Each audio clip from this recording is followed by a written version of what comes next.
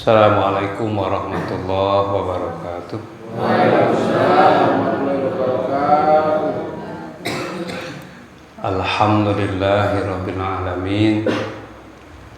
Hamdan na'imin, hamdan syakirin, Rabbana walakal hamd kama yanbaghi li jalalikal karim wa 'azimi sultanik.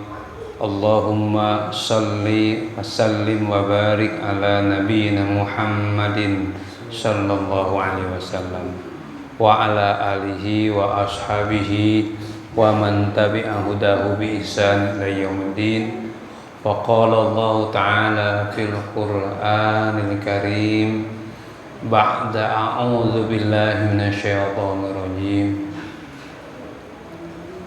Inna hadzal Qur'an yahdi lillati hiya aqwam wa yubashshirul mu'minina alladzina ya'maluna ash-sholihat anna lahum ajran kabira.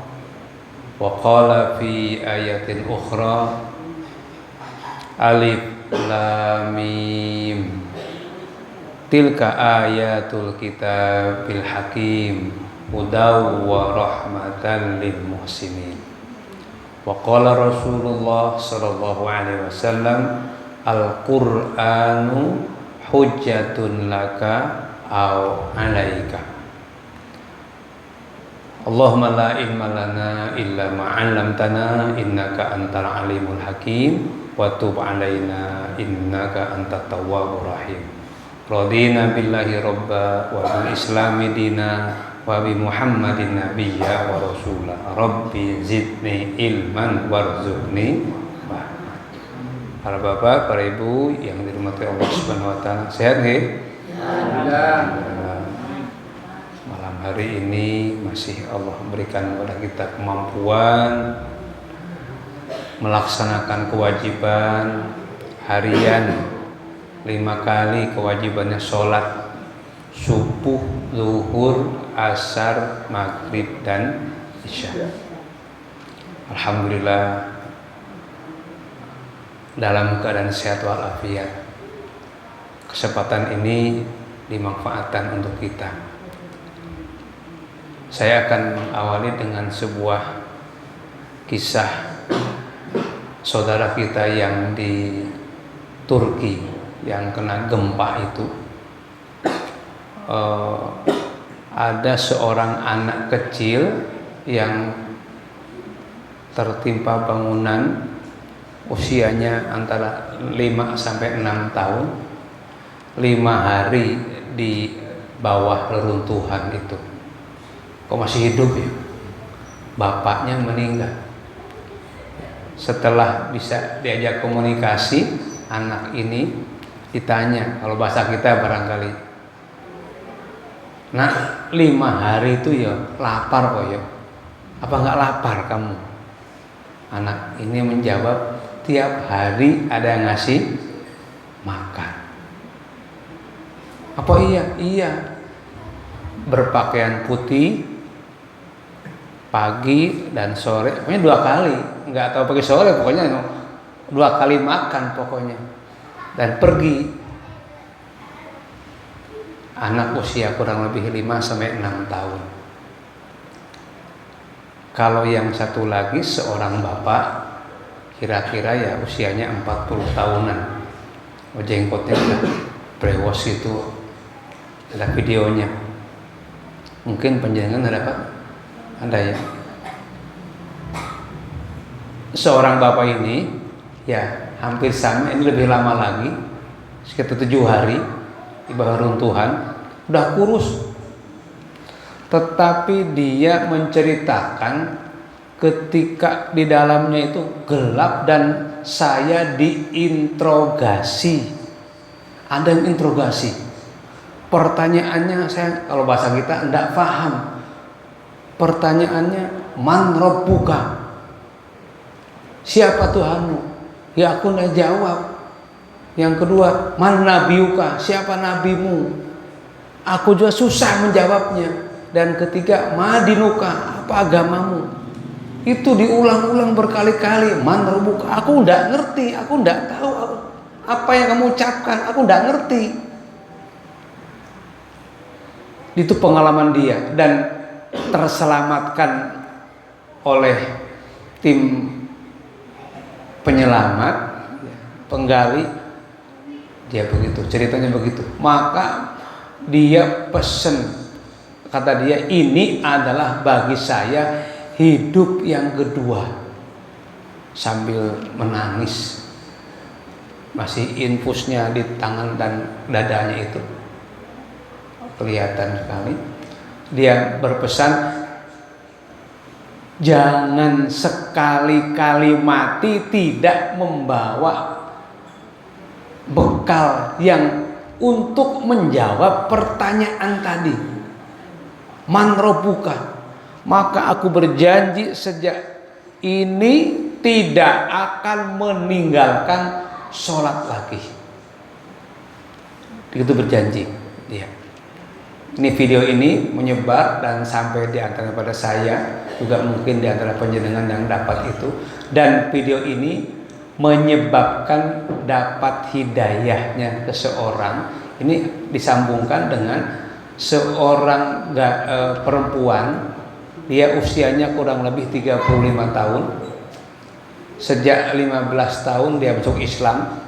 Maka dia berharap sejak 15 tahun Islam itu berarti 20 tahun berdoa pada Allah agar ibunya dapat hidayah.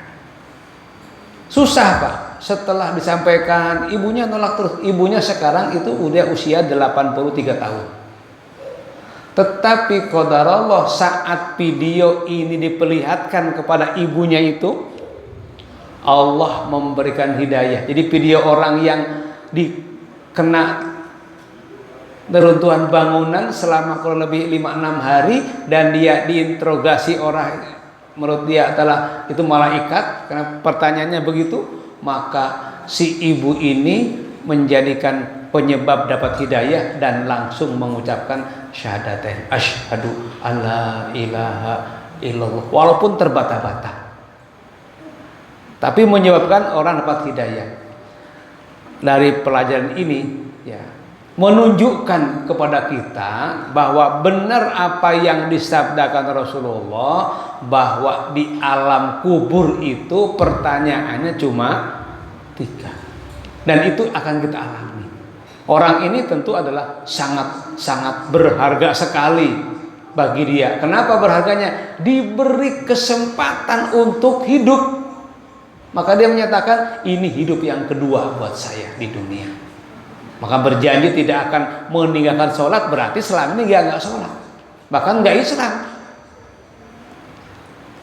Dari pelajaran itu, para bapak, para ibu jamaah sekalian, ternyata yang harus dipersiapkan dalam hidup ini untuk kematian, karena kita akan mati, kita harus mempercayai bahwa adanya hari akhir.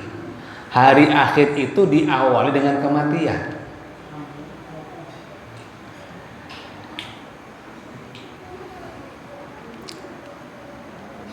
Dari mana tahu tentang hari akhir? Informasi yang pasti benar adalah dari Allah dan Rasulnya. Nah, ini rukun iman masalahnya. Maka mengimani kepada Allah sesungguhnya akan mendatangkan ketentraman, akan mendatangkan ketenangan. Yakin pada Allah. Kalau di kampung ini ada orang yang baik hati, setiap rumah tiap hari dikasih uang 1.000 misalkan, nggak usah bekerja pun udah dapat 100.000.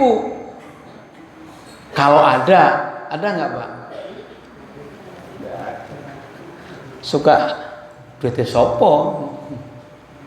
Kalau ada, lah ini ada, Allah Subhanahu wa taala menjamin kok. Allah menjamin pada makhluknya. Wa ma min dabatin illa 'ala Allahi rizquha. Tidak ada satu binatang melata pun kecuali atas Allah rezekinya. Allah menjamin itu. Nggak usah khawatir. Jadi masalah rezeki itu Allah sudah mengaturnya. Tinggal kita menjemputnya. Yakin pada Allah. Allah memberikan, Masya Allah, memberikan dunia kita dan kita akan mati. Setelah mati nggak berakhir. Setelah mati, justru mati itu adalah awal kehidupan yang panjang dan sangat panjang dan tidak bertepi. Maka persiapan untuk kehidupan yang panjang itu sekarang ini. Modalnya apa? Iman. Iman pada Allah. Dalam Al-Quran banyak sekali disebutkan man kana iman pada Allah dan hari akhir. Disebut paling awal dan paling akhir. Ya tentunya iman pada Allah, kedua pada malaikat, yang ketiga pada Rasul, pada kitabnya, keempat pada Rasul, kelima pada hari akhir, dan terakhir iman kepada qada dan